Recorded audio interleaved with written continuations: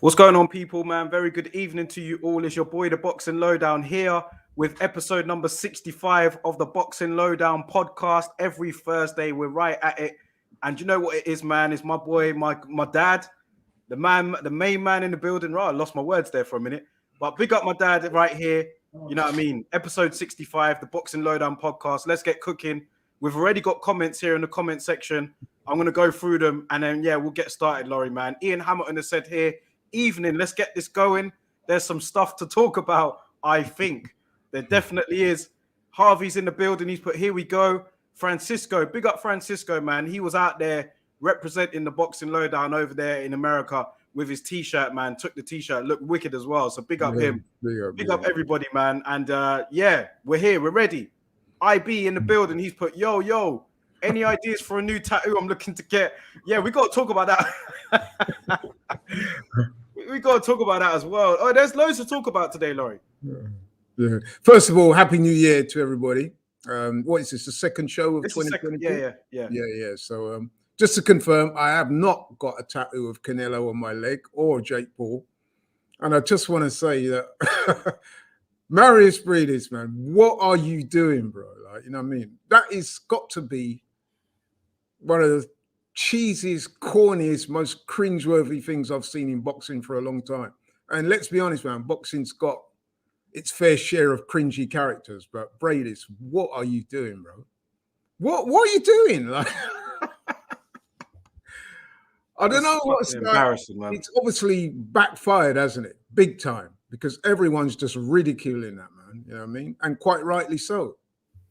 I don't care if it's real. One thing of him to get the tattoo as well, that was bad. But Jake Paul, why are you, a professional fighter, calling out Jake Paul? A world champion, no less. A very good fighter. You know what I mean? You've got Lawrence Okoli out there you should be calling out, amongst others. You're calling out Jake Paul. You're a world champion. It's horrific. It is embarrassing. It's just disgusting. It is absolutely. When I saw it, I literally felt a bit of sick coming up my throat, man. Because you know what? I actually felt sorry for him because he's just so far behind the eight ball, man. I just don't understand this guy. What is the thought process in that? It's banning. I can understand a novice fighter calling out Jake Paul just for the attention. You know what I mean? Trying to get some clicks on social media or whatever.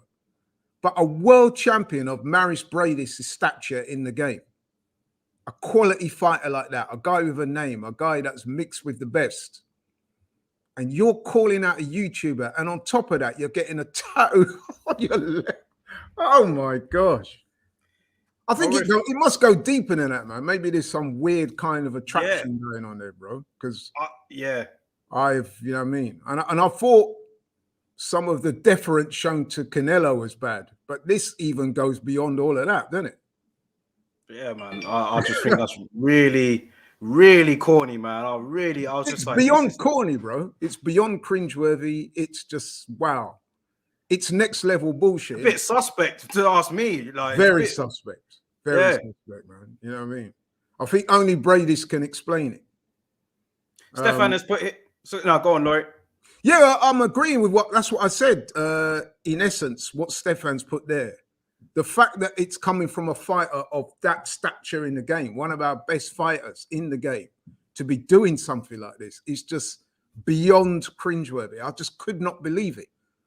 When I saw the story and then I opened the link up and I saw the tattoo and I saw what was being written, man, I was staring at my computer like that. I was like, what is this a wind-up or what? I just kept thinking maybe it's a wind-up. Surely he didn't do that for real. Surely there's gonna be another video of him saying, ha ha ha, you know what I mean? And I would have thought even then that was silly. I don't know. For him to actually have gone through with that. And you're calling out Jake Paul. The worst thing about this is, has Jake Paul even acknowledged Breidis? Has he even acknowledged his existence? I don't even remember hearing Jake Paul even mention Marius Breidis. That's what's worst. Credit to Jake Paul, man. He's got boxing and mixed martial arts shook, hasn't he? He's got these guys shook, man. You know what I mean? Yeah. I even Mohammed see says there's here, some of these boxing websites and 1 or 2 magazines are giving him knockout of the year. What, against Tyrone Woodley? no, I'm not acknowledging that, man. The guy's making a mockery of the sport, and he's not even trying to do that. Yeah, Mohammed's right. What, payday? You want payday? You want payday? Yeah, I think I'm going to get a T-shirt of that, man. What, payday? Yeah. Speaking of T-shirt, where's that Canelo T-shirt, man? What's happened? I've definitely sent it. Yeah, I don't know what's happened to that, man. I think maybe somebody at the sorting office must have scanned it, seen what was inside, and thought, "Oh, Canelo, I'll take that." You know what I mean? Oh. There's some Canelo fans in North London, man, who work in the sorting office near where I live, and thought, "Yeah, man, I'll take that. Yeah, I'll just get Daryl to send him another one." But no, I don't. On a serious note, I haven't seen it. I've been checking my letterbox for it, and I've seen nothing, man. Strange, man, because I sent that first class well over a week ago. Yeah. So, but it wasn't recorded delivery, so maybe that's my fault, really, for not doing that. Yeah. Well, hopefully it'll turn up. If not, I guess we'll have to. I'll sort another one if the case. Yeah. Let's go to some comments here. We got a lot of them here, Laurie. Stefan has put here, embarrassing carrying on from him and Sauerland. I think that's backfired horribly. Whatever tremendously. He's made himself an absolute laughingstock, an absolute clown, which is a shame because, like I said, the guy's a very good fighter. I like watching him fight. You know what I mean? This man's like a king in Latvia, isn't he? Why is he doing this? Don't know. And for Jake Paul, I could understand. Well, I wouldn't understand it, but it would make more sense if it was somebody like, I don't know, Usyk he was calling out, or one of the heavyweights or something like that. Yeah. And even then it would come across as a bit corny and a bit cheesy. But to do that for Jake Paul when you're an established boxing champion, a respected boxing champion, and you're there calling out a YouTuber that's had 4 fights against non-boxers, and you're calling him out. Someone needs, as they say in this part of the woods, someone needs to have a word with him, mate. Yeah. Kelly Sauerland needs to sit him down and say, look, I know you want to market yourself to another market, but this is not the way you do it. So it's horrific, man. Conrad Boxing has put here, evening, great topics tonight. Yeah, we have got some very good topics tonight, man. We're going to cook today. Harvey has put here that Bradis deserves to get stripped after that. He does. Mohammed says Jake Paul doesn't even know him and he's spending all this. That's what I'm saying. You don't even know this guy and he's acting like this. It's embarrassing, man. Yeah, absolutely. It's like I said, it's beyond embarrassing. Yeah. You know what I mean? Asher said here they don't want that work from a Coley, and it's looking like they don't. Do you know what I mean? Like to call out Jake Paul this way, something's not right, man. It's not right. I can't excuse this. No, I don't get it, man. I don't get it. I think he's let boxing down, but most of all, he's let himself down, man. You imagine like a guy like that spent his whole career in the game. I would imagine he's had multitude of amateur fights, won titles as an amateur, come up through the pros, worked all this, took his career so far, fought the best guys, won titles, and you go and reduce yourself to this. Yeah. You know what I mean? Poor. Yeah. Everyone's saying, why don't Bray just go up to heavyweight? If that's the case, if you want a payday that much, why don't you go up there? Well, he could call out Usyk at heavyweight, couldn't he? Because he gave a lot of people say that he gave Usyk probably his hardest fight. That's what a lot of people have said. People who know more about the game than me. When I've written what they've said Bradis gave Usyk his most challenging fight. So surely, if you want a challenge, you should be calling out Usyk. Now Usyk's gone up to heavyweight. So let's run it back at heavyweight, man. You know what I mean? Let's do it. Yeah. I mean, I'm sure that might appeal to some people, that fight. But to call out Jake Paul, and in that manner as well, getting a tattoo on your leg. When you get tattoos and you put other people's names on your part of your body, doesn't you realize you're kind of paying homage to that person? Most people who get tattoos, don't they? It's because they've lost somebody dearly, or you know what I mean, they want to pay homage to somebody, or it's their favorite sports person or hero in their life, you know what I mean? That's why you get people tattoo icons on themselves, like Che Guevara, Nelson Mandela. It might be a Tyson or you know what I mean, or something like that, or other sports. This man's got Jake Paul on his leg. Could be fake. Wow. But even if it is fake, I'm still not. I'm treating it the same if it's fake or not. It's just embarrassing, man. Yeah. Embarrassing. Mohammed has said here, Laurie, why are you burning Canelo t-shirts for? So he's not believing you. He feels that you got it and you burnt it, man. So I don't know what's happened there. I don't know. No, I'm definitely not burning, man. I've not received it. In fact, I was looking forward to getting it. But yeah, talking of Canelo, man. Well, I'm sure you're going to mention it later, but yeah, we'll get onto it, man. I'll just go through these comments. We've just got a couple left. Stefan has said here, I'm not sure who's been a bigger waste of talent these last couple of years, Bradis or Prograis, another guy who's been not really had any sort of significance since that Josh Taylor fight. All I see Regis Prograis doing is posting like little videos of himself, and he's very active on Twitter. But the only thing he's not talking about is who he's fighting next. Now, that may not necessarily be his fault, but it is kind of a bit tiresome, isn't it, to see guys constantly on social media and they're talking about everything else apart from when they're going to be back in the ring next. Yeah. And invariably, they'll be posting these videos of them hitting the bag. Like I saw one video on YouTube recently, Regis Prograis, he's there showing him hitting tires. And he's like, yeah, I'm going back to the old school. That's fine. But when you're fighting again, bro, that's what we really want to know. We don't want to know about you in your garage hitting car tires as a bag. Great. But when you back in the ring again? He signed with Probellamani, Prograis. So, hopefully we might get something from him soon. I'd hate to see him waste that sort of talent, man. He's a very good fighter. Yeah, he's a good fighter. Very good fighter. But we want to see him back in the ring. Dens, big up Dens. He's put here, big up father and son, the mighty Arsenal. Yeah, man, we got a big game tonight. No doubt about it.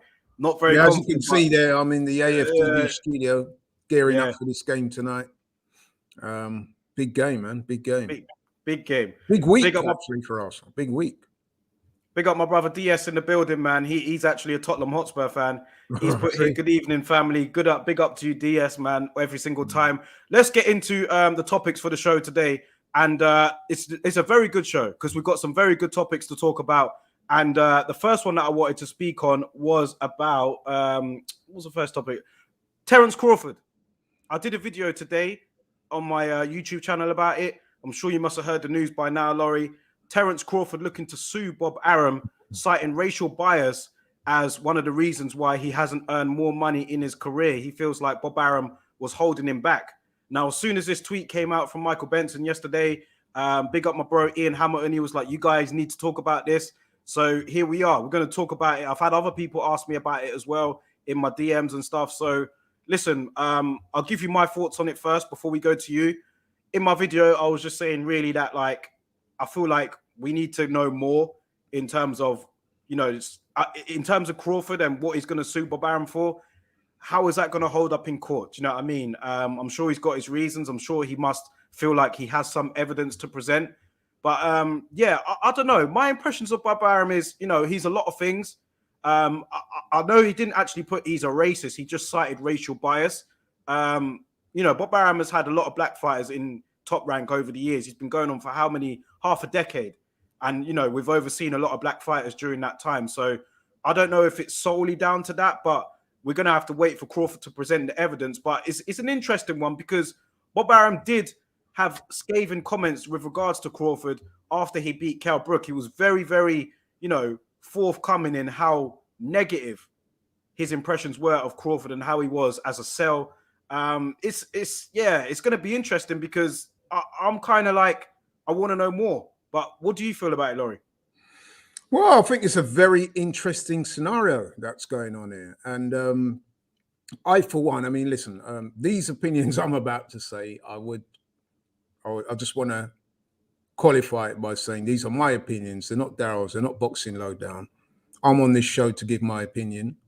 And Daryl, you've asked me what I think. And I'm going to say this, and this is slightly controversial, but I'm not trying to be controversial. I'm just being honest. Now, if you look at what the allegation is or why he's chosen to go down this route, he's not accusing Bob Arum of being a racist per se. And this is a conversation I have with quite a few, like my white friends and colleagues and associates. the term being racist isn't always just the sort of in its sort of coldest form, using language that can be deemed as racist or calling somebody names. Racism is far deeper than that, or racial bias is far deeper than that. And I think that what Crawford is getting at is that he's saying that, listen, I don't think that I've been treated fairly. And I think that Bob Arum has a history of not doing, how can I put this? Not doing the best for his fighters of color. And that is an allegation, by the way, that's been leveled at Bob a number of times over the years by differing fighters. And indeed, Bob Arum has said that he prefers working with Hispanics and white because he finds them easier to promote. And I'm sure that that comment that he made with regard to that is probably going to come out in the court case. There's been a history of black fighters, you know, Mayweather, you know, I mean, I could name quite a few that have said that Bob doesn't know how to promote black fighters, meaning that he's not in tune with the culture and he's not trying to be in tune with the culture. In other words, what they're saying is there's very little empathy there from Bob. He doesn't know how to promote people of color. And so therefore, he's far more suited to promoting white or Hispanic fighters. Mm. And I think that that is the crux of the matter. We're not saying here that Bob is an out-and-out racist or Klansman and goes around using racial epithets and stuff like that. They're saying that Bob Arum doesn't have an empathy when it comes to black fighters. He doesn't know how to promote them, and he doesn't really know how to connect with.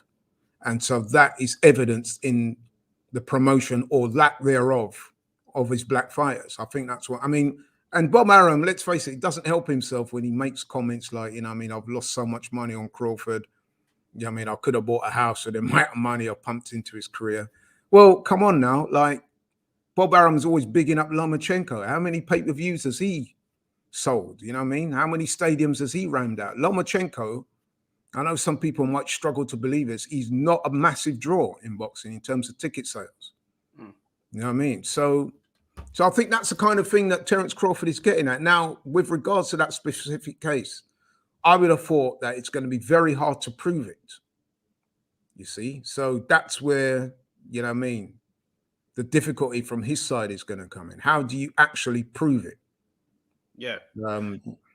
I've seen some videos circulating around on Twitter. You know, like Twitter people are quick, man. They'll get to videos quick. Course, yeah.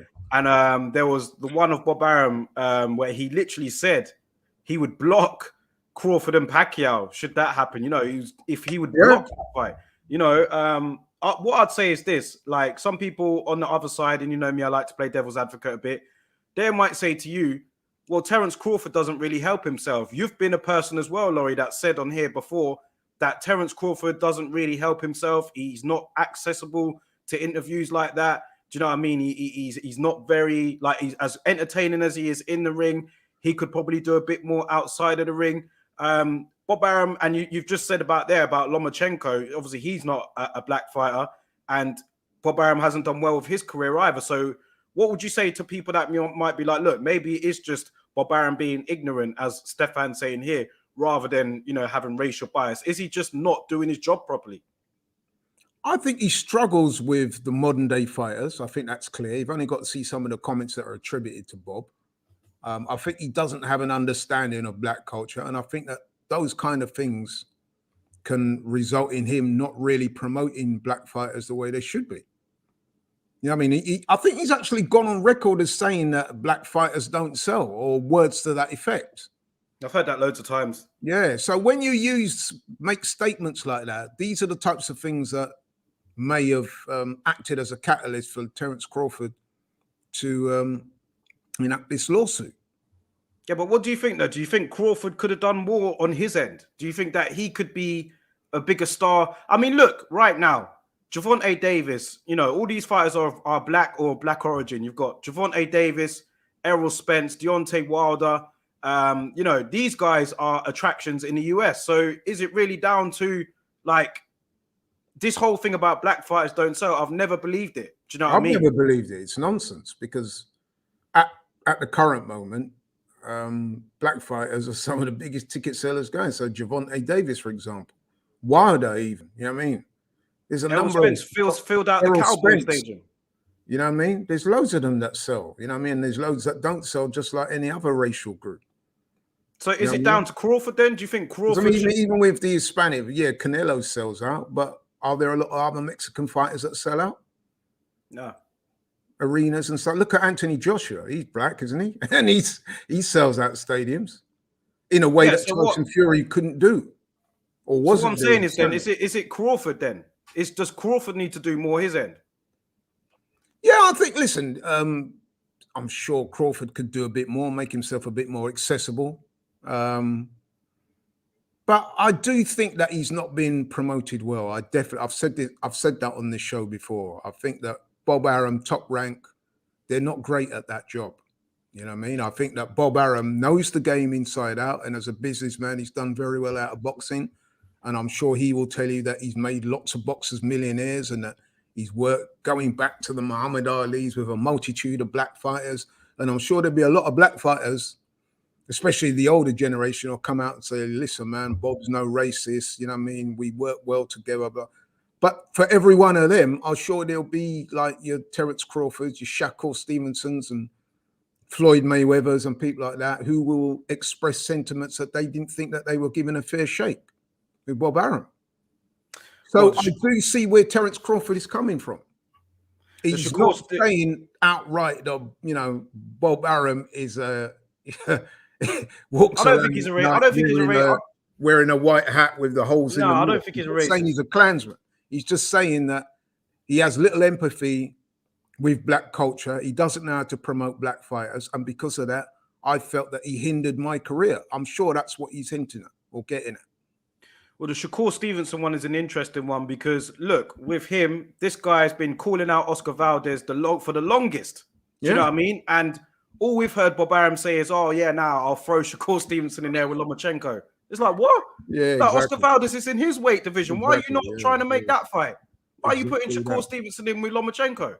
And like Terence Crawford said, why did you block the Manny Pacquiao fight? If you should have my best interests at heart, but you clearly had Pacquiao's interests at heart. He said he wanted to save him. That is not what you should be doing, is it? Yeah. If you promote both guys and that fight is there to be made, why are you personally blocking that fight? Because it wasn't Pacquiao, apparently, was it? Bob Arum's actually said, I personally blocked that fight because I didn't want to see Pacquiao get beat. Now, to me, that is not what you... And even if you felt that, you should not be saying that publicly. Certainly, you should be letting Terence Crawford hear that. But he's going to, when he's going to say, listen, this is a mega fight. If I beat Pacquiao, that's a legend on my resume. One of the biggest fights that could be made. And you're out there actively blocking it. You're supposed to be my promoter. You're supposed to have my best interests at heart. And then you follow up with some of the statements, oh, I could have bought a house in Beverly Hills with the amount of money I've sunk into his career. To me, that was quite shameful. He said, come out and said that. Yeah, you would never hear any that. Well, I hope you wouldn't anyway. But no, man, I can see why Terence Crawford is upset. I really can. Because I felt for a while that he's top rank of not been acting in his best interest. They've not got him the fights. And I'm sure, in fact, I expected to see Terence Crawford actually voice his displeasure sooner, didn't you?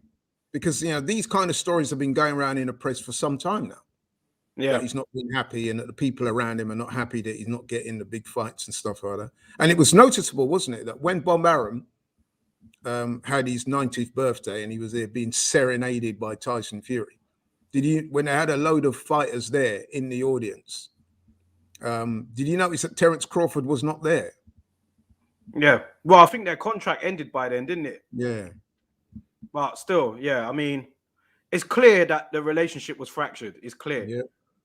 Asher said here, as soon as your lawsuit says bias, throw it in the bin. You need something tangible. And this is what you said earlier. It's going to be hard for Crawford to prove that. It is. So I'm guessing he must have something because he wouldn't just file a lawsuit out of the blue.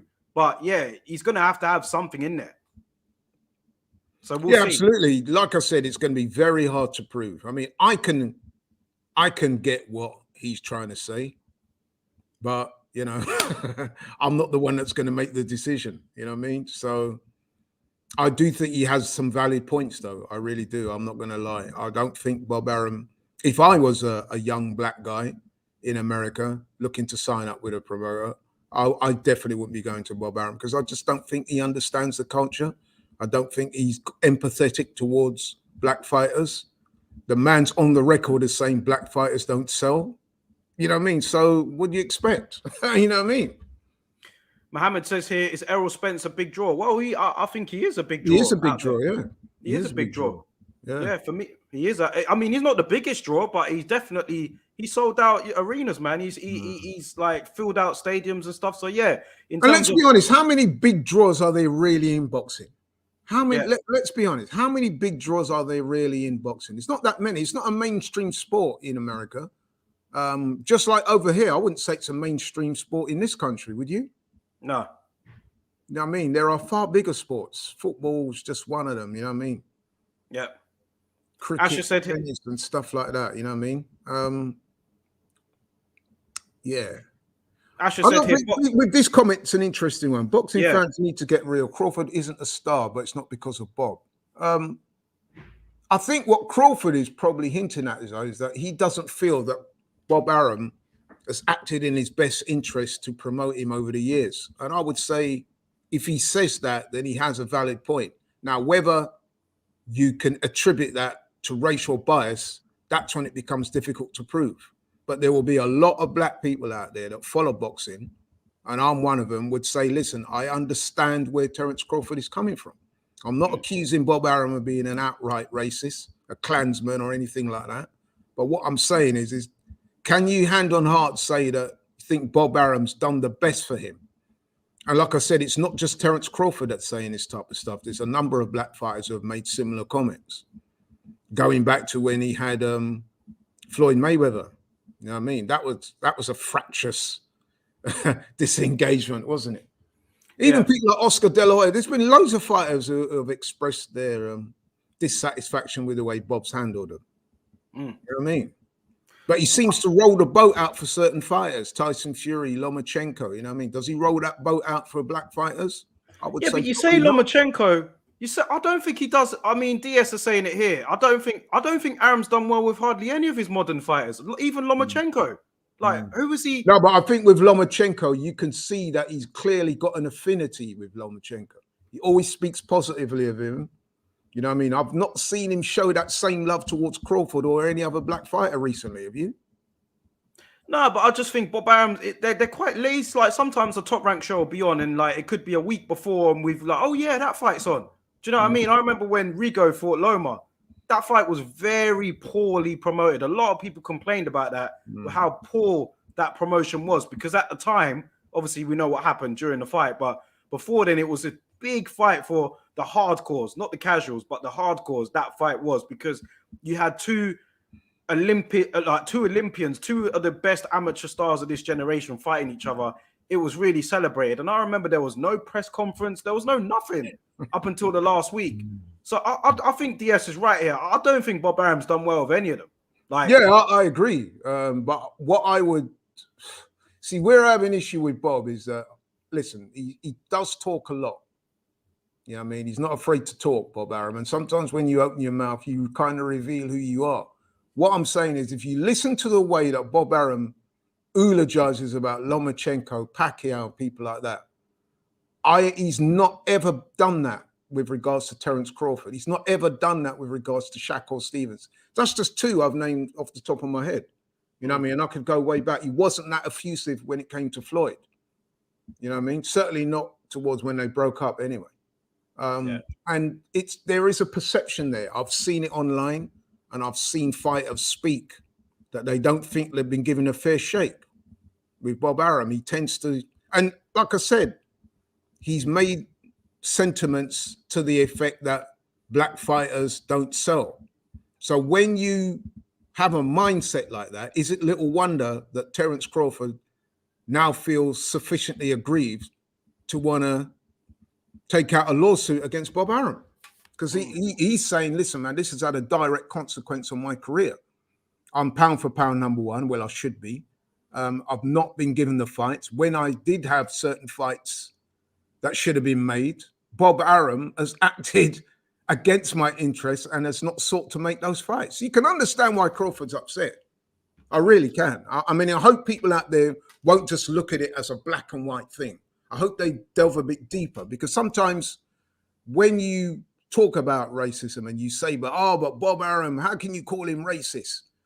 He's got a number of black fighters. He's worked with fighters going all the way back to Muhammad Ali. That's ridiculous. No, it's not. And I'll tell you why, because listen, racism, there's like conscious racism and there's subconscious racism and there's stereotypes and all sorts of things and institutional racism, stuff like that. So you can work for an organization, okay, that employs a hell of a lot of black people, but how far developed are those black people within the organization? Are they rising to those positions? What are they attaining? What they should be attaining? Are they being treated fairly? And a lot of times they're not. And sometimes it's not because the organization or the person has gone out deliberately to say, I'm not having any black. There might be certain things there that have happened over the years that, as you know what I mean, contributed to that, you know? So it's a very difficult one to prove, though, you know what I mean? Because if I was working for an organization, I could say, look, how comes there's only, in an organization that employs 20% black people, there's not one black manager or something, or people in, you know what I mean, supervisory positions? Why is that? If you openly question that, you might get some people saying, well, how can you say that this organization's racist? Have you seen the amount of black people that work for it? Then I say, yeah, but where are they employed? What positions are they holding? Are they holding positions of responsibility? How are they being treated by the organization? Not just the fact that they're working there and earning a living. That's fine. But, you know, let's delve a bit deeper into the situation. Mm-hmm. You know what I mean? So there's all sorts of things going on. Asher said here, I agree, Laurie. Racism is mostly not obvious and blatant. I guess my point is that even if Bob did a better job, Bud still wouldn't be a star, as they are extremely rare in boxing. So that's a fair point. That's a fair point. Conrad says here, what do you think of the PBC saying that Crawford, and I saw this story today as well, they said that Crawford is asking too much money for the Spence fight to ever happen. Is Crawford, again, like some people are pointing the finger at him saying, listen, maybe some of it's down to you. Maybe some of it is, but listen, man, negotiations are negotiations. If you have a car, Daryl, you've got, and I'm, you know what I mean, you want to sell it, and I'm interested in buying your car, you're going to have a fixed price in your mind that you want to sell it for. Me as the person buying it, I'm going to, 9 times out of 10, I'm just going to come say, how much do you want for that car? $5,000? Oh yeah, look, yeah, of course. I'm going to come to you and say $5,000. Come on, Daryl. That's a bit much, bro. Like, you know what I mean? Well, I was thinking more 4 or 3.8. And then we negotiate, and then hopefully we come to an agreement. And then that's how negotiations work. So to say outright he's asking for too much. Have you sat down and really spoken with a man in earnest? I mean, previously we were being led to believe that the Spence team didn't want the fight because Crawford was saying he wanted 50-50, which to me sounds fair. I mean, Crawford is... I don't know about that, man. Okay, 50, well, even well, they were talking about 80-20 and all stuff. Like, come on, man. Crawford is worth way more than that. Yeah. Just like Dillion's worth more than that. You know what I mean? With Fury. So it's all about negotiations, isn't it? Let's get on to that. You know, that kind of segues nicely into our next topic, and that is about Fury and Dillian Whyte. And a few messages I've received today on that topic. You know, I've been thinking about it over the last couple of days. It's been ongoing for months now between these two. It looked like that we were finally getting closer to Fury and Dillian Whyte happening. Now it seems like we're moving away from it. I don't know what's going on here. I've heard 2 different sides to this story, and I want your opinion on it. Do you think Dillian Whyte is just being difficult, or do you think that it's the Fury team that are, you know, like just don't want this to happen? Because the reason why I asked this is because on one end, you look at it like, look, Dillian Whyte, you know, you're the can man. Anyone can get it. You've been chasing this. And by the way, I hate that. You know what I mean? That's Adrian Broner's line. Just don't copy. We need to stop copying the Americans. But anyway, what I would say is, Dillian Whyte, I'm the can man. Anyone can get it. Blah, blah, blah. You know, turn down the AJ fight. We've got a situation here where we know you're going to go into this fight with Fury getting the shorter end of the stick, which is normal. You're the challenger, he's the champion. Whether you've earned money previously or not, you should be looking at this like, look, let me take this fight and win it, because I know when I win, I'll become a draw. It's happened before in the past. Floyd Mayweather, when he fought Oscar De La Hoya, he took the shorter end of the stick, knowing he was getting shafted, but he said to himself, I'm going to beat him, and when I beat him, I'm going to be the guy. Should Dillian Whyte start thinking the same sort of way? Should he be thinking like, look, I've worked so hard to get to this position. I'm here now. Let me just take it, beat him, and then I'm the man. Or do you look at it from the other end and say Fury and his team are being difficult, notoriously difficult? 80-20 is not realistic. Do you know what I mean? Like, what are they trying to do? Are they trying to get out of this fight or what? Don't even really talk about it unless they've been asked. So, yeah, what side of the fence you want? Can you see both arguments in this point? I can see both arguments, actually, because I think the 80-20 split initially was one of the rules that the WBC have about your purse is based on your last few fights, and they aggregate it out. And so the minimal percentage is 80-20. That's the minimum. It can go obviously higher than that. I think it was a bit disrespectful to offer him 20%. But it's negotiations and mind games going on, isn't it? I do think Dillian's worth far more than that, because certainly in this country, anyway, he's a pay-per-view fighter, hasn't he? He's been fighting on pay-per-view for a while now. I mean, we don't know in this country, they don't make the numbers available the way they do in America. So we don't know how successful those pay-per-views have been. But I would argue that they must have been mildly successful. Otherwise, they wouldn't have kept putting him on pay-per-view. But anyway, with regard to the fight, yeah, you can. Both sides of the coin are feasible. Yes, you could argue that, come on, Dillian, you say you want a title fight. You've got your title fight, accept the terms. If you win, I mean, the world is your oyster. Then you can call the shots. Or you could look at it like, I think I'm worth more than that. Let's take it to arbitration and see how we go, which is what he's decided to do. And I think that is good business on Dillian's part, to be honest. I mean, take it as far as you can go. Then if there's no other avenue for you to explore in terms of getting a high percentage, then you take the fight. So I think what Dillian's done is right, to be honest. Stefan said here, anyone can get it apart from Ortiz and Pulev in an eliminator, Wallin and Fury, unless I get more money. Look, I'm kind of, listen, man, and the comments are saying it as well. You're not going to agree with me, Lloyd, but I'm just starting to think he needs to get on with it. Do you know what I mean? Yeah, I think the latest I'm reading is that he's filing another he's investigation or lawsuit into, just get on with it, man.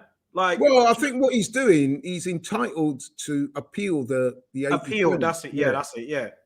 So I don't really blame him for that, bro. Look, this is the hardest sport in the world, man. You know what I mean? And this could be his second or his only title shot he's going to get, because when he fought AJ, that wasn't a title shot, was it? But yeah, so this could be it for him if he doesn't win. He wants to make sure that the offer is suitable. You know what I mean? It's a very tough game, as we all know, boxing. You know what I mean? You get in there, you're risking your life and limb. You know what I mean? You don't know that facing Fury in this fight, he might not be the same after the fight. Look what happened with Wilder in the 2 fights for Fury. You know what I mean? I think it's a fair bet to say that Wilder will never be the same again.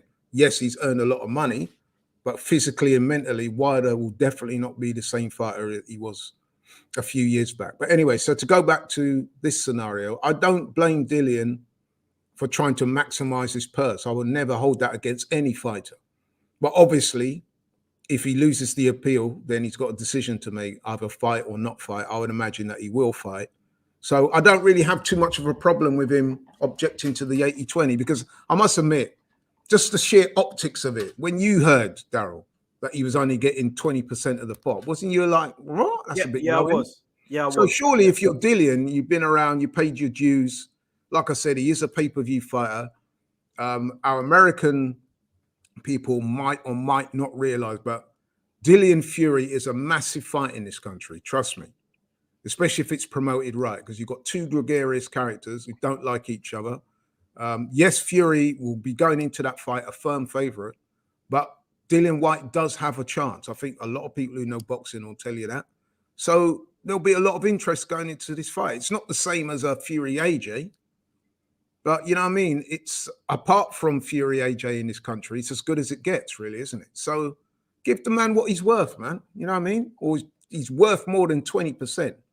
We wouldn't be going through this otherwise. I mean, I think there's a bit of mind games going on there. Certainly when you hear Frank Warren talk, he's talking about, the 20 was aggregated against his last 5 purses, and this shows that Dillian is not that big a draw as he thinks. It's mind games. They're basically trying to belittle the guy, you know what I mean? And humiliate him into taking 20%. We know what's going on. So I can quite see why Dillian had a problem with it. Now, if he takes it to arbitration and he loses, that as long as it's not out of time, there's still time to make that fight. So listen, man, fair play to Dillian. I think he's done the right thing. Asher said here, it's very easy for everyone on the outside to say, get on with it when they ain't the one who's being shafted by the WBC. Yeah, well, why are you capping for the WBC so much if they're treating you like that? You don't have to go this route, you know. Do you know what I mean? You can go another route. Yeah, but you don't just take everything. Like I said, when I made that analogy of selling the car, you don't just take the first offer that you get. You know what I mean? If you value yourself, as Dillian clearly does, he's saying, listen, man, I'm worth more than that. I'm happy to take the shorter end of the stick, but don't insult my intelligence by giving me 20% when you know I'm worth more than that. Because listen, it takes 2 to sell a fight. If Tyson Fury was fighting, I don't know, another heavyweight in this country. Say he was fighting Joseph Parker. I know that would never happen because I ain't gonna happen.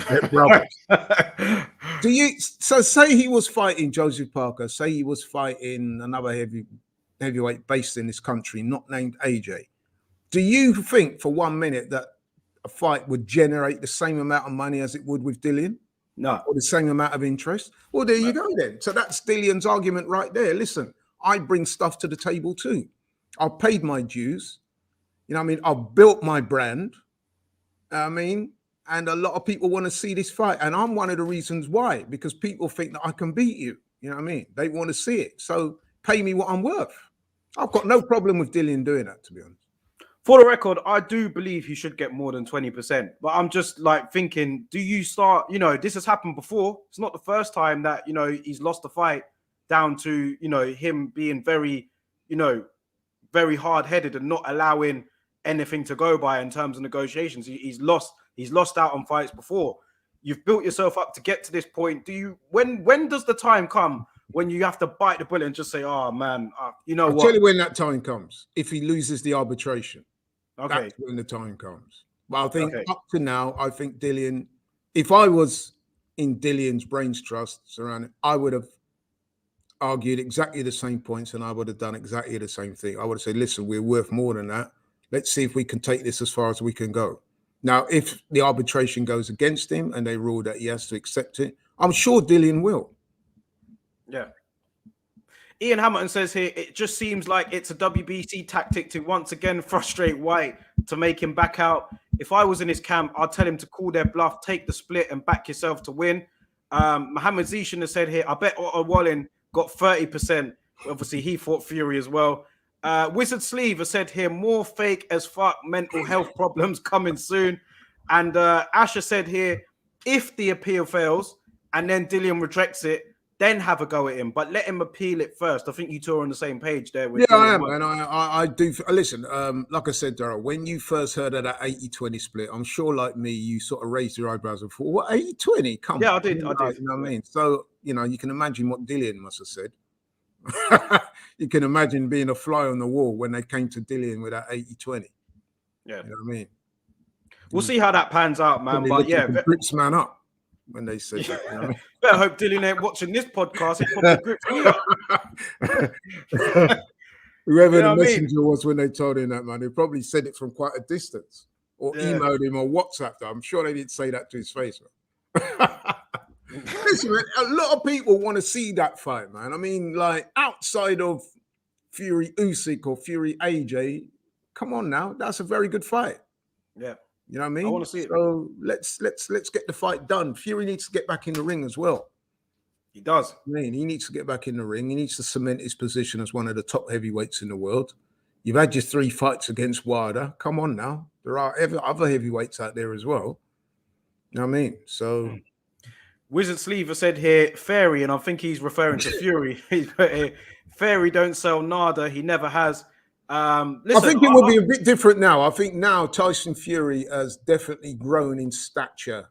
I mean, with those Wilder fights, yeah, and the way those fights ended, man, that's definitely, projected him into the consciousness of a lot of people.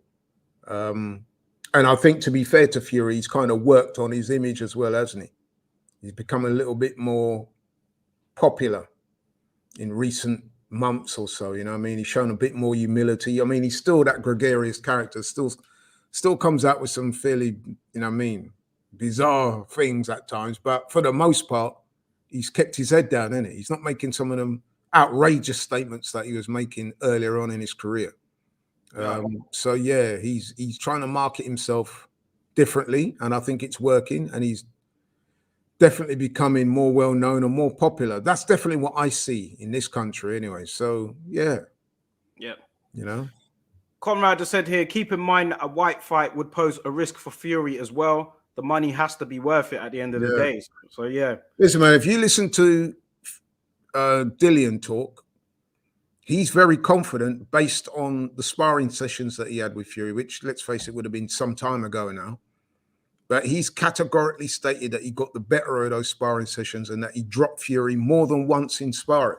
That's what he said. We don't know. We weren't there. Interestingly, I don't think Tyson Fury's denied that, has he? He's not denied that. He may have denied that Dillian got the better of him in sparring, but he's not denied that Dillian dropped him. So, you know what I mean? I'd much rather see that fight than Otto Wallin and Tom Schwartz and a host of other guys, wouldn't you? Yeah, would you? So let's go. Dillian's fought himself into the #1 position. Let's make the fight, man. Come on. On the other hand, Fury does need to get on with it, man, because at the end of the day, why is all this fuss over a mandatory? Do you know what I mean? If it was a mandatory that you knew you could beat, I'm sure there wouldn't be any issues going on. Do you know what I'm saying? So yeah, let's just crack on, man. We're getting bored of it. The whole negotiation thing it's in Fury's best interest as well, because like you said, he needs to fight more. He doesn't fight enough. Yeah, it's as simple as that. Speaking of someone that people that fight enough, this person here who we're going to talk about next certainly does. Canelo, who's going to be fighting in May of this year. It looked like it was going to be Ilunga Makabu. It's now going to be again. Well, it's not 100%, but we're hearing that it could be Jamal Charlo.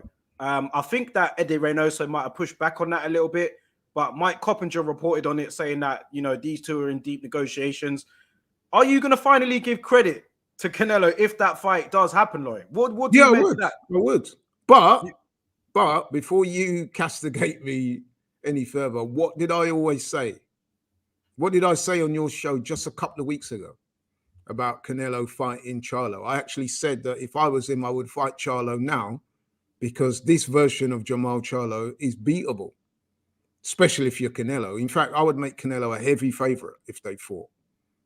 You know what I mean? If you make him a heavy favorite, does that mean you won't give him that much credit if he was to win? No, I will give him credit, but I would say, listen, I've always said that Canelo's career has been very strategically managed, and I will not deviate from that. And if he fights Charlo now, I would say that, listen, man, they've been very cute with this because they didn't want to fight. It was clear that they didn't want the Charlo fight a year or two ago. But it's like a lot of things remember, I've said it on this show before as well, Dara, that sometimes when it's a bit like Ortiz, isn't it? Ortiz was calling out fighters all over the heavyweight division. He couldn't get no one to share a ring with it. He goes in there, he fights Charles Martin. He looks very vulnerable. And next minute, Hergovich, the whole heavyweight diaspora. Yeah, I'm the boogeyman. I want to fight Ortiz next. These guys were not calling his name before he looked vulnerable against Martin. Martin drops him twice. Ortiz doesn't look very good in beating Martin.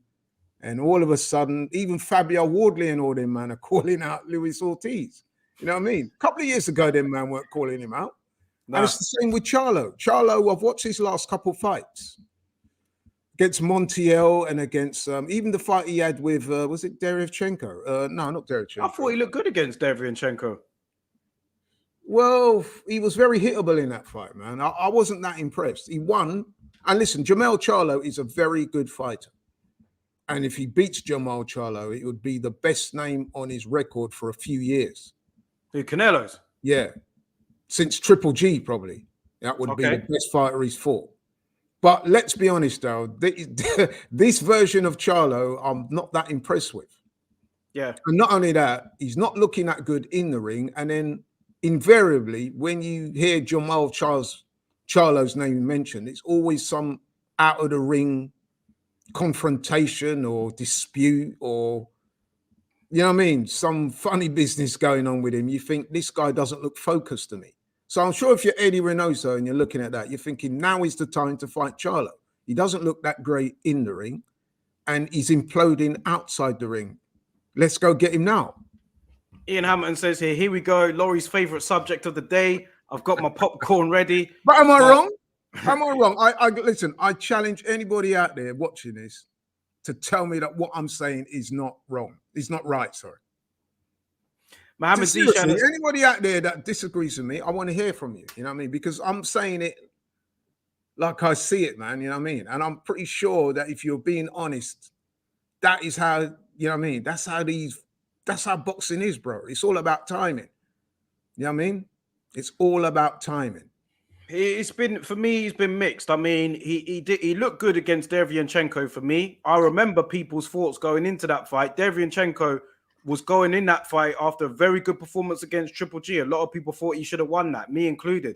Yeah. Against Jamal Charlo, I think Charlo boxed brilliantly. Do you know what I mean? I thought he won that very well. He hurt Derevyanchenko quite a few times in that fight. And I thought he boxed well. I thought that was a good performance from him. But then, you know, you've got the Korobov performance in between that. He wasn't very good. You know, yeah, that might have been the one I was talking about, actually, the Korobov one. Yeah, the Hogan performance as well. I mean, he didn't look. Well, the Hogan one was a wash, wasn't it? Come on. Yeah, but like, I mean, yeah. So I know what you're saying, like, but let's get the fight on, man. Do you know what I mean? Canelo's the favorite, but I still want to see it. Look, he fought Montiel. He labored in that fight, man. He did not look good at all. The Derevyanchenko. I disagree with you, Daryl. I didn't think it was a stellar performance. He won, and listen, Derevyanchenko is a good opponent, but he would have been expected to win as well. But he won that. Dennis Hogan, like I said, it was a wash. The fight before that, Brown and Adams, again, he didn't look that good. He went the distance with a guy that was way smaller than him. Brown and Adams was operating in a lighter weight class and wasn't considered to be at that level. And he pushed Charlo all the way, went the distance and made him look less than impressive. And then, like I said, if you combine that with his out-of-the-ring antics, frequently showing up to events drunk and, you know what I mean, and sounding incoherent, and then you hear stories, man, about the way he leads his life and stuff like that. I'm not sure, man. I think if you're Canelo, man, that's a smart bit of business because let's be honest, with the Makubu fight, they probably won't admit it, right? But nobody's interested in that fight, bro. Apart from Dan Raphael and Gareth A. Davis and people like that, Steve Kim and Doug Fisher, they were all over it because they just want any chance to just nut hug Canelo. But the genuine fans, how many fans out there were really, oh, he's stepping up to cruiserweight to fight Makubu. Oh, I can't wait. And they know that was probably one of those fights where they probably sit down and reasoned right now. I can guarantee you they sat down, him and Canelo and one or two other people, and they thought, listen, if we beat Makubu, a lot of people are going to say, so what? Which they would have done. People like me would have said, yeah, so, you know what I mean? We know that you spar cruiserweights and heavyweights in boxing, in sparring, and, you know, you do well against them. So you beating Makubu, like, no disrespect, that is not a great win to us. But if he beats Charlo now, that will resonate far better than if he'd have beaten Makubu, even allowing for him going up in weight. You know what I mean? It's as simple as that. So, and then you look at the landscape, you look at what's happening with Jamal Charlo right now, the way he is, like I said, out the ring and so forth, not focused, you know what I mean? Clearly not in the gym. I mean, I saw him a few months ago, man. He looked like a heavyweight. His face looked round. He clearly put on lots of weight. This is a guy that's not living the life. And that's when you often get guys who will target man like that. They will be watching that and thinking, yeah, he's not on it. Let's see if we can make the fight now. Whereas before, when Charlo was ripping things up, they didn't want no parts of Charlo. We all know that. Asher said here, quick thoughts on that mug, Fury calling Usyk a drug cheat. I had to laugh when I saw that, man. You see that this week, yeah? Did you see that?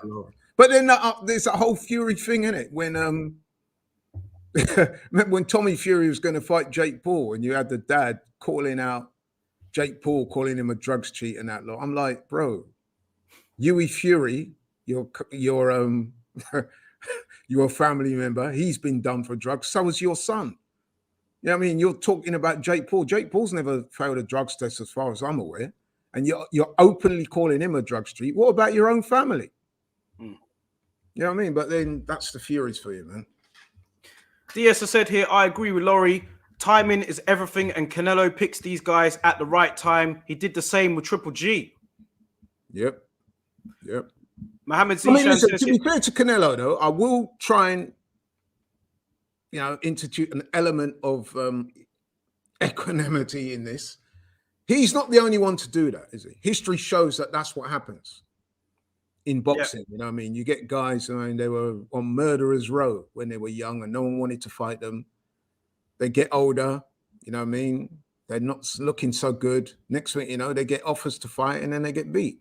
They're trying to do it. It's called aging man out. They're trying to do that with Beterbiev, isn't they? Yeah, Everyone's watching. I was just going to say that. Everyone's doing it. They're watching Beterbiev, man. But yeah, he's 37. Is he slipping a bit? Yeah, but the problem is he's not slipping. Yeah, exactly. That's the problem. Yeah, man. Yeah. A lot of people are doing that with Crawford as well, by the way. You know what I mean? They're like, shall I take him now? No, maybe not. A few more fights, Virgil Ortiz is an interesting one. He was offered the fight with Avanesian. Great fight. Man didn't take it. Next minute, he's fighting Mikey McKinson. Now, listen, man. I know if I was to say Virgil Ortiz is ducking Avanesian, you've said it before. People are going to be having a go at me and saying, Laurie just doesn't like him. What's it with Laurie and Mexican fights and all that? But I'm just talking about strategy in boxing and matchmaking and stuff like that. If you're Virgil Ortiz's management team, right, and you're looking at Avanese and you're thinking, boy, that's hard work, especially after our last fight when they fought Green Machine. And then let's be honest, he finished it well, but there were times in that fight when he was struggling a little bit. You know what I mean? He got hit and he got hurt. He got a little bit hit a bit too often for some people. Off the back of that, and you got a rising star there, do you want him to go in for another hard guy? Or do you want someone like Mikey McKinson, who's unbeaten, but guess what? Mikey McKinson can't punch at that level. So it's and no disrespect to Mikey McKinson, but if you're Ortiz, you're looking at Mikey McKinson, you're saying, yeah, man, food. You know what I mean? If I get in there with him, impressive performance, beat an unbeaten fighter, maybe even stop him, you know what I mean? On my way to world championships, you know what I mean? Whereas if I fight Ivanesian in life and death, not only is it not look good, but you may slow him down in terms of his career. He might pick up a few cuts, you know what I mean? He might, you know what I mean? So it's all, like I said, man, timing and matchmaking, bro. Ian Hammond has said here, let's be honest, Team Canelo didn't go the Maccabi route because Don King would want options on Canelo's fight. Stop it, bro. No one can't tell Canelo about. He's the pound for pound. He's the A side times 10. You think Don King? Oh yeah, you got to give us options. That's not going to happen. That is not going to happen. No one's telling Canelo nothing. He does what he wants. Just ask BBC. You know Stefan says here, Fury isn't with him, and then he just turned around and said, "Look, on fight by fight basis, I'm not working with you no more." And they're throwing a shed load of money at him, and he still turned it down. So, do you really think that Don King's going to be able to dictate to Canelo about options? No chance. Come on. Stefan says here, Fury is a known drug cheat. The mental health angle was overplayed to cover it up, but that's a story for another day. Yeah, I mean, yeah, we can go deep on that. Indeed, it is. We can go deep on that, and I'm not disagreeing with anything. Listen, the fact that Fury is a known drug cheat is a matter of fact. It's a matter of record. He was actually banned for it. So if you go out there, Stefan, you say Fury's a drug cheat, nobody can't say nothing. They can't call you a hater. They can't say you're lying on him. They can't say you're libeling him. It's a matter of record. All people have got to do is look it up. Do you know what was funny? Was Klitschko called out Fury on his comments, and he referenced that. You tested positive, mate. What? Be careful what you say. And Fury, I saw that. Typical Fury, just ignored that part and just said, "Oh, I'll beat you, man. Oh, none of these guys could touch me." Yeah, but why didn't you go back to him on the drug cheat claims, man? Why didn't you go back to him on that? Because it's a matter of record, there. What could he say? Yeah. What can he say? He can try and use that boar meat thing. No one ain't. Yeah, whatever, man.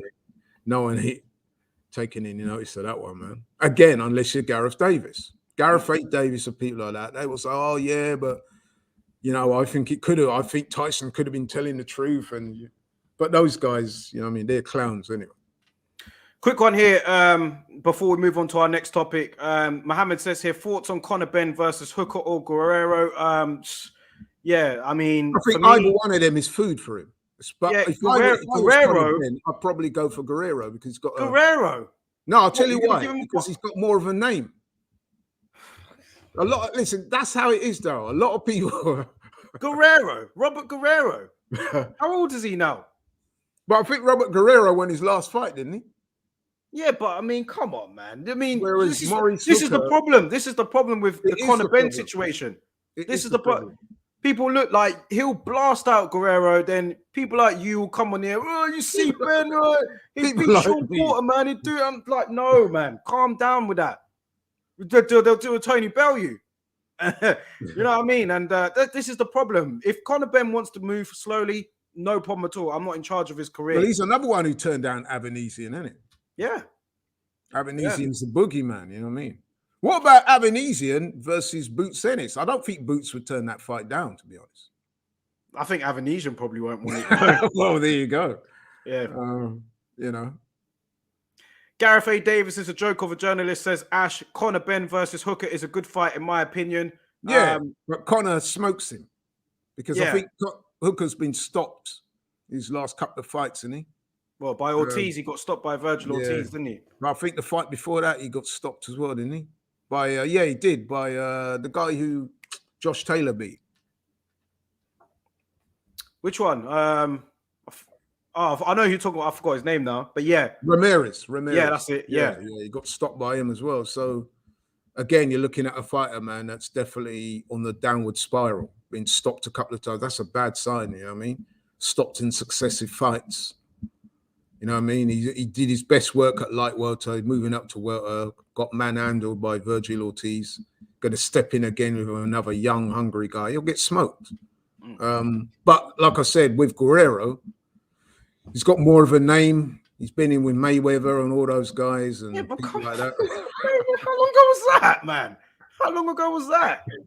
Yeah, but Dale, this is how boxing works, bro. WM has said here, firstly, Happy New Year to Daryl, Laurie, and you all. Secondly, if Ben goes any slower, he'd be going backwards in his career. So listen, man, I know WM... Well, you've got to kind of give Conor Benn a little bit of leeway here. You're talking about a guy that didn't even have much of an amateur career. He's basically learning on the job. And like I said, he's one of the most improved fighters in this country, no doubt. When you consider where he came from with them small hall shows, well, let's face it, he wasn't even looking that good in those small hall shows. Remember when he had the draw with a Frenchman? A lot of people thought he lost that. There was a couple other fights that he won, but he thought, bit like what people are saying about Campbell Hatton now. Yeah. No, he never he's nowhere near as good as his dad. Now look, people are saying he might go on to be better than his. Now I don't think so, but some people are saying that. So it just shows the level of improvement. Let's move on, man, because we ain't got that much. We ain't got long left because I know the AFTV studios are going to get busy a bit later, aren't they? So I mean, Robert Guerrero, I've just checked. He's won his last 4 fights. Yeah, well, come on, man. Are you actually co-signing this? No, I'm not. No, I'm not. But I'm just saying that fight would make sense to a lot of people, especially those people looking after Conor Benn's career. Because listen, that's how they will sell this fight, isn't it? Robert Guerrero's a 2-time world champion at lightweight and at welterweight. So he's got a name and he's actually on a winning spurt of 4 wins. His last fight, he beat Victor Ortiz. You know what I mean? So he does have fighters on his record. Francisco has just said the same thing. He's won his last 4, whereas Hooker hasn't. He's been stopped in his last 2 fights. So if you're Eddie Hearn, who are you going to put that phone call into? Guerrero's people or Hooker's people? I think that's. Listen, I've got no problem. I've got no problem with his development. I'm just saying. Who do you want him to fight next? Then who do you want for Conor Benn? I've got no problem with it. Don't say. Terence Crawford or, you know what I mean? You're not Tony Bellew, you know what I mean? Don't say Terence Crawford or Errol Spence. Who do you want Conor Benn realistically to fight next? Avanesian. Right. Why not?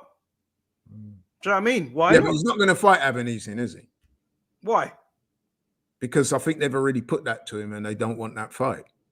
Who else would you put him in with? Hooker's okay. I've already said Hooker is a worse name than Guerrero at this point. Yeah, but he's closer to his prime than Guerrero is. Is he? He's just been stopped twice. Beaten up and dropped and stopped. Francisco says here, Conor versus the Mean Machine. They won't put Conor in with him.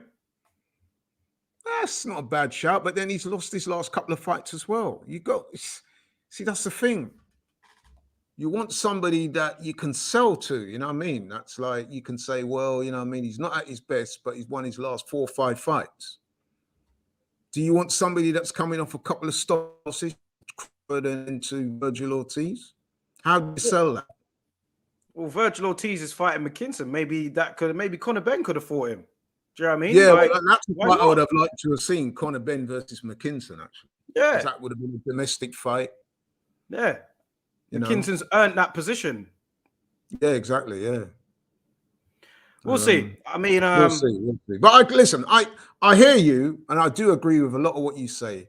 But put yourself in the promoter and the manager's point of view. To me, Robert Guerrero makes a lot of sense. I know it sounds a bit off key for me to say that, given what I've said about Canelo. But you see, what I say about Canelo, it's not really comparable because Canelo is in his prime. He's supposedly the pound for pound number 1. And then you're like cherry picking guys at this stage of your career. I don't co-sign that bullshit, man. You know what I mean? You should be going after the best challenges out there. And I don't think Canelo's done that over the last couple of years. You know what I mean? He only wanted to, all of a sudden, he wanted to be the undisputed super middleweight champion when Benavidez and them man weren't around. He didn't want to fight Charlo. Now he's calling Charlo out now. I get it. Although, don't get me wrong, I think that would be a good fight because I think, obviously, Charlo has enough left to still be competitive against Canelo. Although I don't think he'd beat Canelo. No chance, not at the moment. But I'd like to see the fight, though. And I would give credit to Canelo for beating him. Mikey Garcia. I think Conor probably blasts him out now.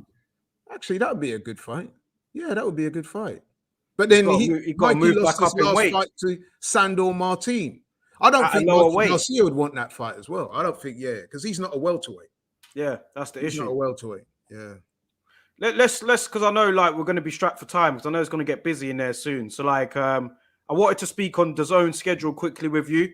I'll share my screen. I'll bring up the image. Let me know what you think about some of the zone fights for early 2022. Let me know when you can see it, Laurie. Yeah, I can see that. Some good fights here, actually.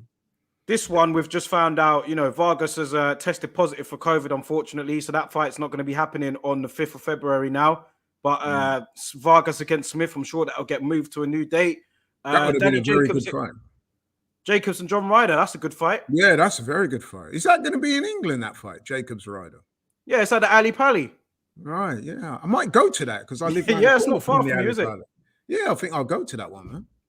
Yeah, I might go there. Let me know. John Ryder's a big Arsenal fan as well, actually. So, yeah. That'll be a very interesting fight, man, because if you look at Danny Jacobs' last fight, he was very unimpressive, wasn't he? Yeah. Against, oh shit, what's the guy's name? Rosado. Gabriel Rosado. Yeah, he was, a lot of people said he was fortunate to get out of that fight with a win. And Ryder, you know what I mean, he'd be looking at this like it's a world championship fight, wouldn't he? Because if he can beat Jacobs, I'm sure he could end up getting a title shot. Yeah. Is this a final eliminator or something, or is it just? I'm not sure. I think it's just I don't think it is. I think it's just yeah. It's a crossroads fight though, because Jacobs needs to beat people like Ryder to keep his name relevant, and Ryder needs a scalp like Danny Jacobs on his record, on his resume. So in many ways, it's a crossroads fight. And at this stages of their career, it would not shock me if John Ryder pulled it off. I mean, let's face it, man. He should have beaten Callum Smith, didn't he? That was one of the worst decisions I saw in a while, man. Terrible. When he lost to Callum Smith, that was daylight robbery. What about some of the others here? Akoli against Sislak, Yeah, Estrada, that's interesting. Chocolatito as well. I'll Yeah, tell go you on, Lloyd. something interesting about the this is a true story. I was in the gym today, actually, Darryl, working out, and one of the personal trainers in the gym, there's a guy called Dan. Dan is his name. Anyway, he's Polish, and he knows all about Sislak because he was asking me, "What do you think about this fight?" He's Polish and he follows boxing. He knows about Sislak, and he said to me that he's big, he's strong, he's aggressive, and he'll come to fight. He's fought Makubu, hasn't he, Sislak? And lost a decision to him or something like that, I heard. But anyway, what he said is that Sislak will come to war and it'll be a very entertaining fight. He stopped short of saying that he would beat Akoli because obviously he knows about Akoli's punching power. But he said, listen, man, trust me, this will be a good fight. So, yeah, I'm going to look out for that. Estrada Chocolatito 3, man. That's one fight where, you know, normally I try and keep it neutral. I try to, but I'm really pulling for Chocolatito in that fight. Nothing against Estrada personally, but he was robbed in that second fight horribly. And I felt so sorry for him, man. The way he was crying afterwards, I was like, all that effort he put in, man, to get robbed like that. So I'm looking forward to this fight, man. I really am. What do you think? Yeah, I agree with you, man. He was robbed. And it will be a good fight. Maybe Estrada might be more. He might beat him more convincingly this time. Man, there's a lot of wear and tear on him, man. You know what I mean? Yeah, a lot of wear and tear. Another very good fight. I might have to revisit a prediction on that nearer to the fight. See how the guys are looking in training and how they shape up, how they sound before the fight and stuff like that. But yeah, Chocolatito, man, he's ancient for a guy at that weight as well, isn't he? He's been around for donkey's years, man. And he needs a good win, doesn't he? Yeah. But he looked very good against Estrada, man. Did, you know what I mean? He looked very good. He beat him. He beat him, man. Wood and Conlon, Lee Wood, Mickey Conlon, good fight as well. Now that is a fight I'm definitely looking forward to. Man. Yeah. Yeah, I'm definitely looking forward to that. I think, if I'm being honest, of all those fights you've listed there, I'm probably looking forward to that one the most. Yeah. In terms of competitiveness. I mean, don't get me wrong, there's lots of attractive fights on that schedule there, but that one stands out to me because Conlon is a hell of a talented fighter, but he hasn't quite hit the heights as a pro yet, has he? No.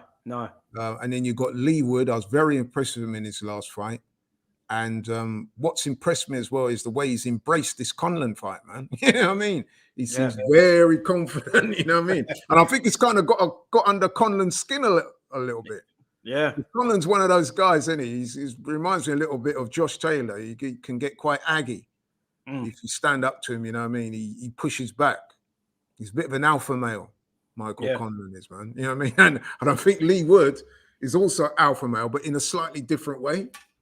And I think Conlon seems a little bit aggrieved, doesn't he? Feels a little bit almost as if, like, you know what I mean? He's been disrespected a little bit, you know? The fact that Lee Wood's so confident saying, yeah, man. So, yeah. That's a great fight. It's a great fight. Atmosphere is going to be amazing. Yeah, England versus Ireland. You know what I mean? Yeah, man, I'm looking forward to that fight. And at this point, man, I wouldn't write Lee Wood out. I'll tell you that now. Yeah. I mean, that might have sounded silly a year or two ago, wouldn't it, to say that? Because Conlon looked like he was on that road to glory, you know what I mean? But it hasn't quite happened for him yet. I don't know, you know what I mean? Maybe he was in America, then he relocated there. Maybe this is the type of fight he needs. Exactly. I was just about to say that. This is the type of fight he needs to kickstart his career back again. Yeah. Because he was a bit of a phenomenon, wasn't he? Yeah, he was. Yeah, I remember. His career, man. Yeah. Coming out the Olympics and all that. And he had that story of him putting his finger up and that type of stuff. Yeah. But it's kind of tailed off a little bit. So, yeah. Let's go. Ortiz McKinson, we spoke about that one already. Yeah, listen, man, I wish McKinson all the best, man, but he's up against a really quality guy there, man. And I'm not sure if McKinson can hold off Ortiz for too long. Nah. You know what I mean? So you'd have to make Ortiz a clear favorite. Fair play to Mikey McKinson, though, for taking that fight, because he could have swerved it, couldn't he? Yeah. You know what I mean? And let's face it, he's 22-0, McKinson. And when he beat Chris Congo, man, I thought Congo would win. You know what I mean? Right. Yeah. So he's clearly a very good fighter. But it's, you know what I mean, Ortiz is seen as an elite level prospect. Yeah. That's the problem. Boxing, like a lot of sports, as you know, Darryl, it's about levels. So McKinson has done very well. He's on a certain level. But I think if we're being fair and honest, Ortiz at this point seems to be on that next level. So we'll see how that plays out. Kiko Martinez, your boy, against Josh Warrington too. Yeah, I'm not that excited about that. I could see why it's been made. They're trying to get Warrington another strap. Not excited about that. No disrespects to Martin. I know every time Martinez gets mentioned, I kind of turn my eyebrows up a little bit, but I just think he's shot warm, bro. You know what I mean? Listen, they say that the last thing a fighter loses is his punch. And I think that Kiko Martinez proved that when he fought Kid Galahad.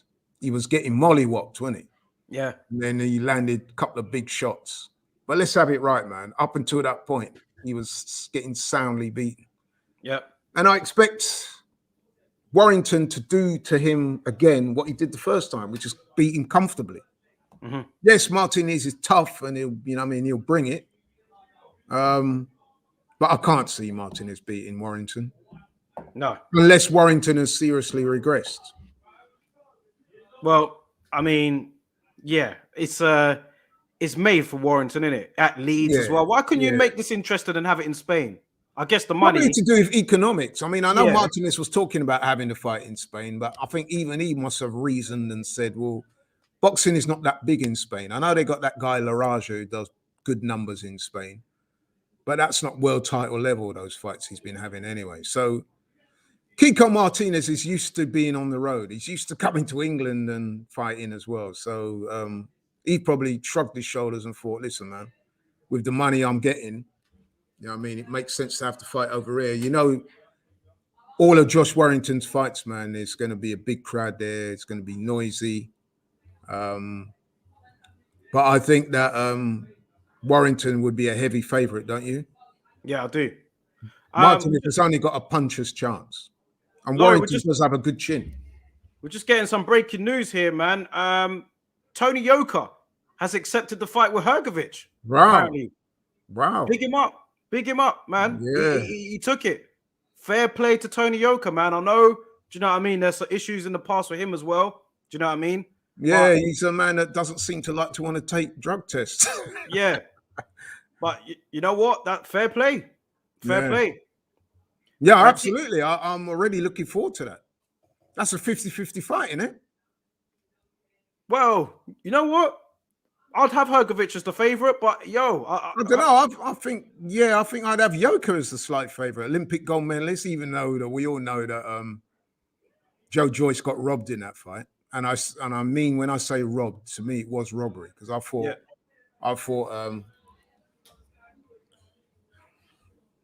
thought Joe Joyce was the clear winner in that Olympic final. I think the only ones who didn't think he was the judges. You know what I mean? I think that year as well, wasn't there Tony Yoka's girlfriend also won a gold medal for France? Yeah. So it was that story, isn't it, where they, you know what I mean? So whether the judges were swayed by that story or not, I don't know, man. But to me, Joe Joyce clearly won that fight. Also, we're getting news here about DAZN looking to buy out BT. I know that they were looking to do it, but apparently it's coming through that they're on the verge of buying them out for 80 million. What sort of effect does this have on Matchroom in Queensbury? We know that Frank Warren has come out and said before that, you know, like this won't affect him in any way. He was very hard-headed on that. He put his foot on the ground. He always says that, don't I? I think he said the same thing with Eddie Hearn and Sky. And look, listen, I can only speak as a fan. I've got no horse in the race. But what I would say is if it means that more quality fights for the fans, then I'm all for it. Bring it on. You know, that's all we care about at the end of the day. The best fights getting made. And if there's somebody else in town that's willing to pay the money to get those fights on, then let's do it. Well, does that make Eddie Hearn Frank Warren's boss, as Stefan says here? Well, what happens there? It's going to be quite awkward, isn't it? It is. It will be, yeah. Listen, man, I think we all know by now as well that it's not really real competition between Nah, there's none. Warren Eddie Hearn, innit? Let's be honest. I mean, I know Coogan has kind of contributed to that kind of so-called competitive nature between the two of them. But if we're being honest, man, Frank Warren lags behind Eddie Hearn comfortably. Well, I put a video out the other day, actually, and I was saying that even Boxer have overtaken Kingsbury now. Well, yeah. Yeah, I think there's an argument for saying that, surely. Last one before you go, Laurie. That's Joe Smith Jr. against some people have said he's fighting Steven Gerrard. Yeah. When I saw the name, I thought, I know what people are going to say. He's fighting Steve Gerrard. Yeah. But no disrespect to some Jeff. People would say he might as well be. But no disrespect. I'm but not yeah. saying that. No, listen, man. This guy's coming late notice, isn't he? We all know that really that fight with Joe Smith Jr. should have been against Callum Johnson. He unfortunately has contracted COVID, which is a real shame for him because, that was a world title opportunity that he thought that, probably not too many more of them are going to come. So, yeah, I felt sorry for Callum Johnson and I was actually rooting for Callum Johnson to win because obviously if he won, then that opens up the doors domestically, doesn't it? Yeah. For a big domestic showdown. But he would have been up against it against Joe Smith Jr., who looks pretty good at the moment, man, I must say. I don't know too much about this Steve Gerrard or Jeff Rod or whatever his name is. Yeah, Jeff Rod. But let's be honest, man, I think it's very unlikely that he's going to beat Joe Smith Jr., is it? No. Be interesting to see what happens after that with, should Joe Smith Jr. win? Like, where does that, will the fight with Callum Johnson be rescheduled or would Yard jump the queue? I'm sure Callum Johnson won't have any of that. So, it'll be interesting to see what happens there. Yeah. I mean, I'm looking at Jeff Rod's record. It's a decent record, man. And there's a couple of names on there that I know that he's beaten. Dennis Grachev, I've heard of him. And Zoltan Sira, I've heard of him. But I'm looking through his record, man. There's not really many names out there that stand out. His 2 losses that he had came very early in his career. So he's bounced back well. But I'm looking through his list of opponents, and there's nothing here that really stands out. Added to the fact he's taken this fight on less than 2 weeks' notice. I'm sure he was probably getting prepared for another fight somewhere, but how prepared for a world title fight against this type of opponent will he be? So you can only see one winner, really. Let's hope he goes in there and gives it his best.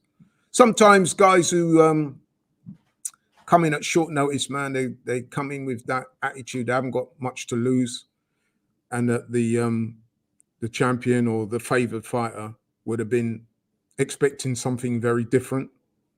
So yeah, let's hope he goes in there and does himself proud. You know what I mean? That's all we can really hope for, really, isn't it? Can't really say that, he's going to beat Joe Smith Jr.